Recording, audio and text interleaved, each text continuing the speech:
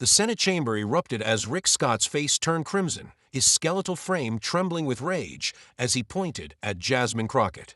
"You're attacking a successful businessman. You're just jealous of success." His voice cracked with desperation. But Crockett remained perfectly composed, holding a folder marked Columbia/HCA fraud settlement as she delivered the words that would destroy him. "You're not a businessman, Senator. You're a thief with good lawyers." The gallery gasped as Scott's mouth fell open, realizing his Medicare fraud empire had finally caught up with him in the most public way possible. The confrontation that would expose the grotesque hypocrisy at the heart of Rick Scott's political career took place during a Senate hearing on Medicare and Social Security reform. Scott, the Republican senator from Florida, had built his entire fortune on the largest Medicare fraud in American history. His company Columbia/HCA paid $1.7 billion in settlements for systematically stealing from taxpayers.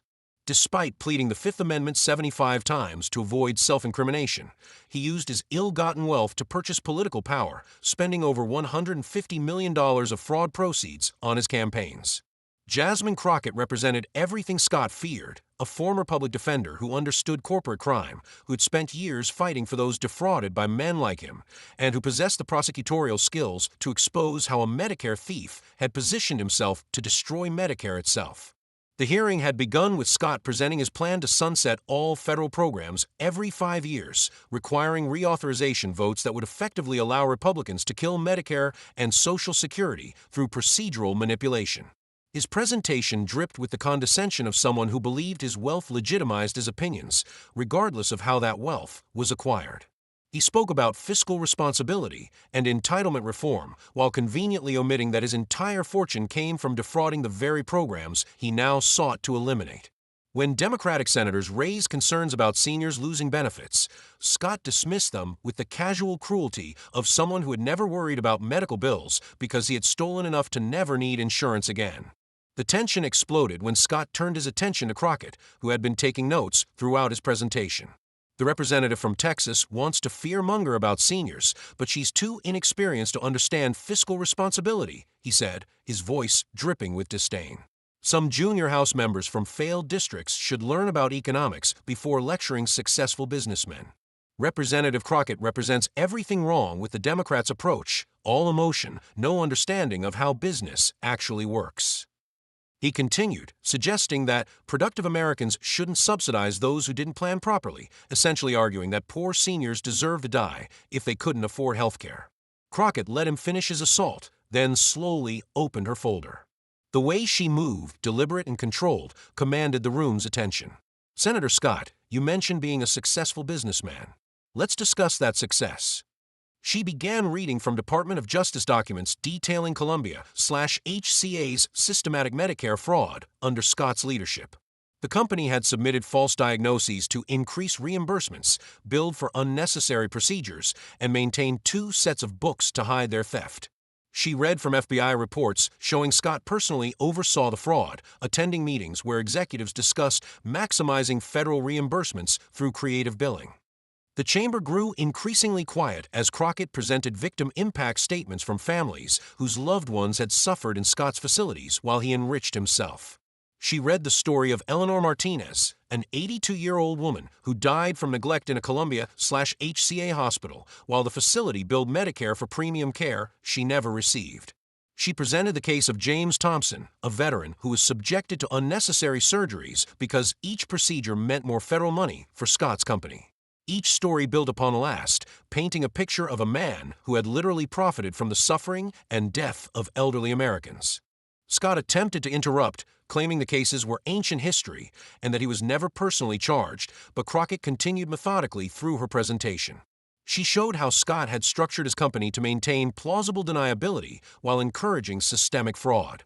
She presented emails where Scott praised executives for their innovative billing strategies and warned against leaving paper trails about their federal maximization programs. She revealed that Scott had received $300 million in compensation and stock options during the exact period when the fraud was most extensive, money that came directly from stolen Medicare funds. The first major twist came when Crockett revealed information that hadn't been public before. She presented bank records showing Scott had transferred $300 million to offshore accounts in the Cayman Islands just days before the fraud investigation became public. These transfers, which occurred through a complex web of shell companies, had never been recovered by federal authorities.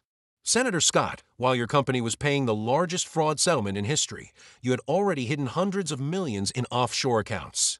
Money stolen from American taxpayers from elderly patients who needed care, hidden away where the FBI couldn't reach it. The gallery erupted in shocked murmurs as Crockett displayed the bank records on screens throughout the chamber.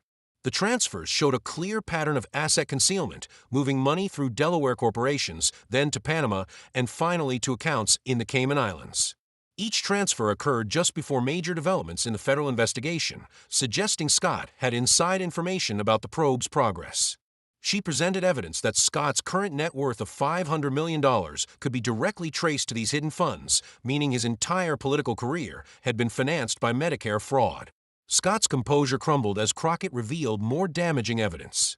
She had obtained internal Columbia/HCA memos where Scott explicitly instructed executives to target Medicare because the government is too incompetent to catch sophisticated billing. She read from a presentation Scott gave to investors where he bragged about their federal revenue optimization and promised to extract maximum value from government programs.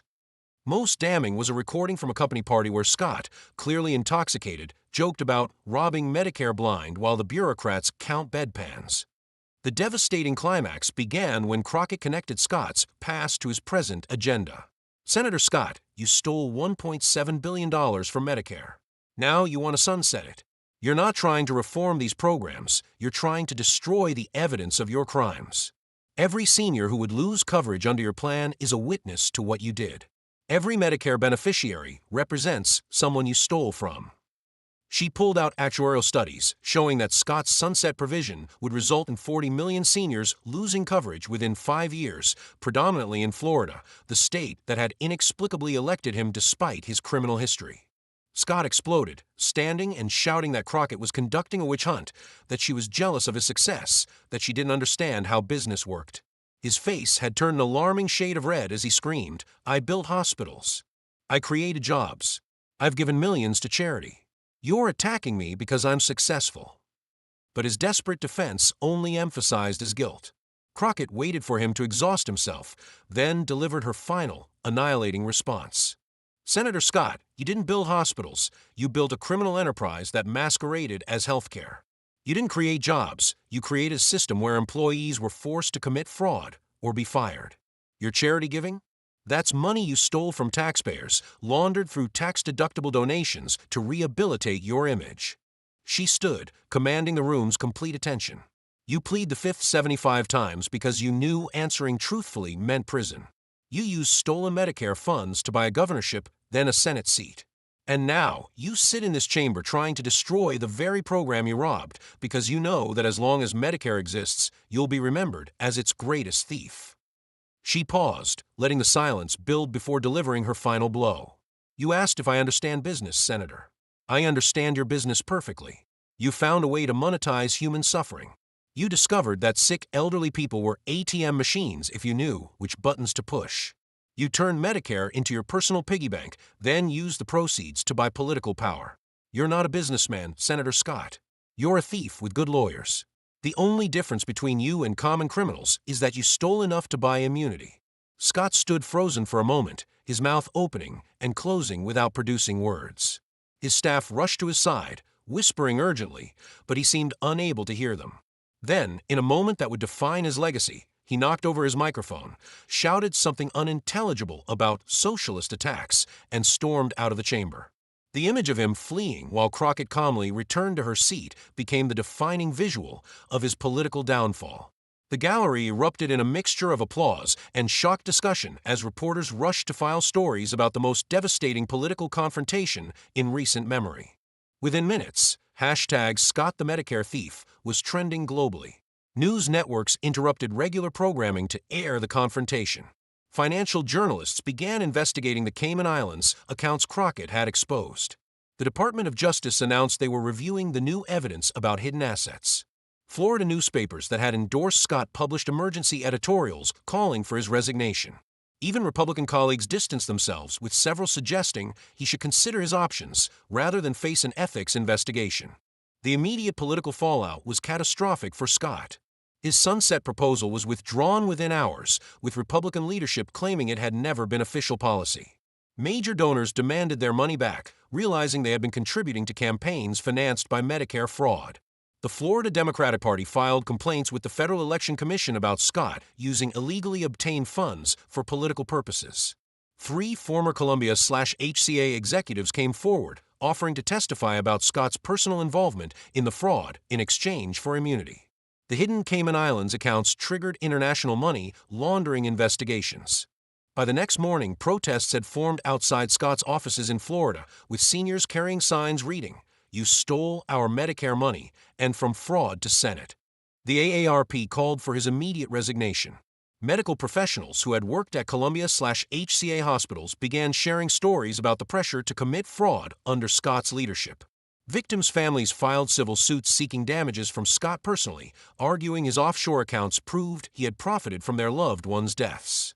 The Republican Party quietly removed him from all committee assignments, recognizing the toxic liability he had become.